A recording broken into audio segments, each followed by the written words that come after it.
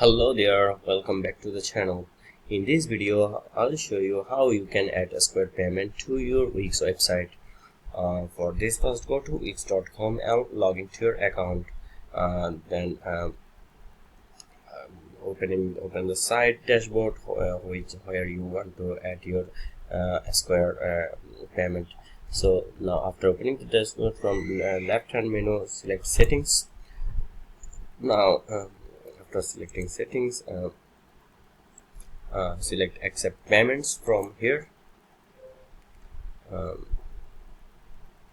Here you can manage your all payment system. So now you need to connect your Square payment, so select connect on manual payments. Now you need to your Square account here. So what you have to do, go to Square. Now open the Square open your Square account. Now if you don't have an account, just create a new one. It's free.